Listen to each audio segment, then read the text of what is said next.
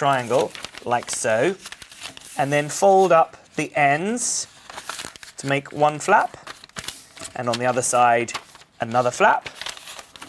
And then you have a hat. Oh, we look like Andy Pandy.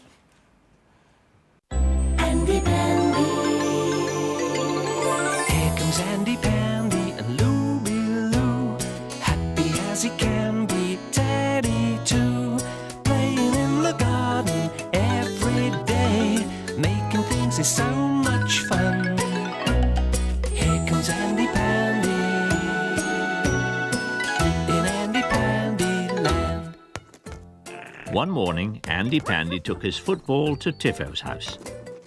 They were having a great game. Then Andy Pandy gave the ball a really hard kick. It went like a rocket and Tiffo followed it. Looby Loo was hard at work in her garden when it arrived. She hadn't been expecting it at all. And she certainly hadn't been expecting a galumphing Tiffo. Looby Loo didn't like people playing games in her flower bed. Tiffo said he was sorry. Andy Pandy said it was his fault. Anyway, it was just lucky that her flower bed had no flowers in it. Ah, but it soon would have. Looby Loo had been planting seeds that would grow into flowers, just so long as the birds didn't eat the seeds first.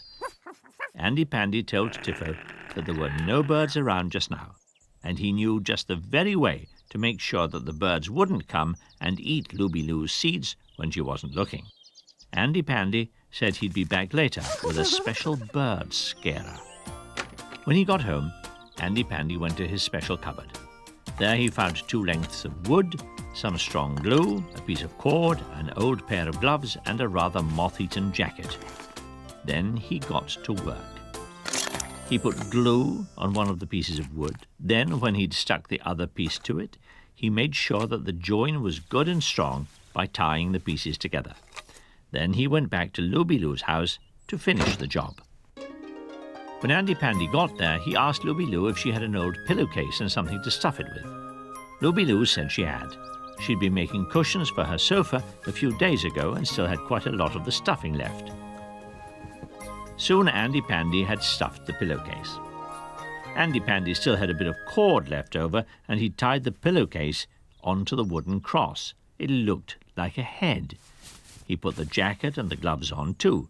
Now it was beginning to look like, well, a scarecrow, which is what they had made. Looby Loo said the scarecrow ought to have eyes and a mouth. The buttons would make lovely eyes, and the felt would give their scarecrow a great big smile. Now their scarecrow was finished. Well, almost finished.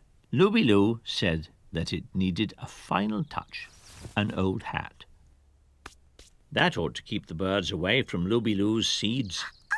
Then Looby Loo remembered she'd asked Teddy and Andy Pandy for tea. She'd been so busy making the scarecrow she'd quite forgotten.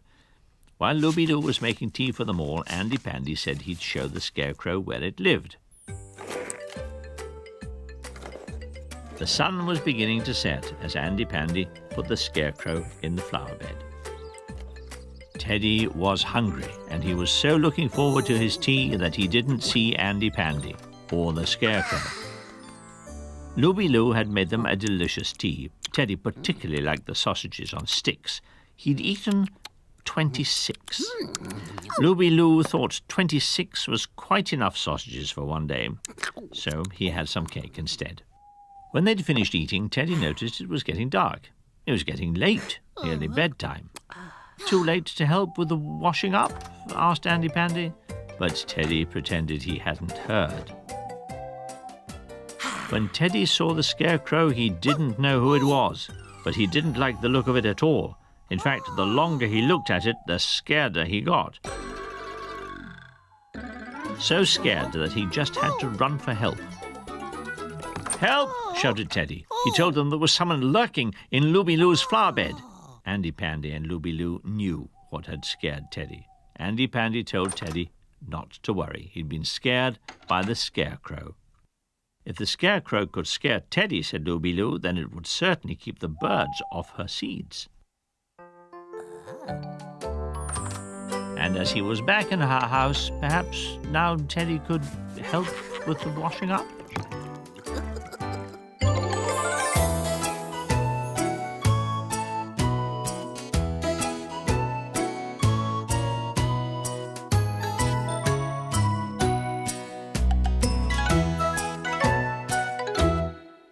All the toys in the bedroom are ready to sleep.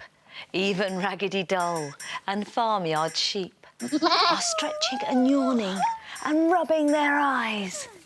So close your curtains to the starry skies. Snuggle down deep and say good night too, for a bright day tomorrow is waiting for you.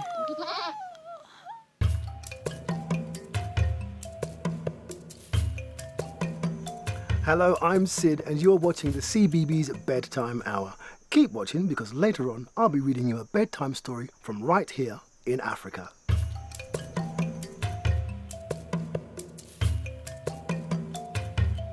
Do you want to go on an adventure with me? Let's go on a journey to somewhere where everything smells of something else. Shut your eyes and keep them closed. To strange new worlds, it's time to go. Wow, look at this. Let's go for a walk to see what we can see. Let me show you somewhere new, somewhere where the sky is not blue, somewhere grass is rarely green, the likes of which you've never seen. In this land, the birds and bees reek of socks and mouldy cheese. The grass smells like a pencil case, and soggy dogs, they whiff of cakes. Let me show you somewhere new, somewhere where the sky is not blue, a place where eyes are best kept peeled to catch delights as they're revealed.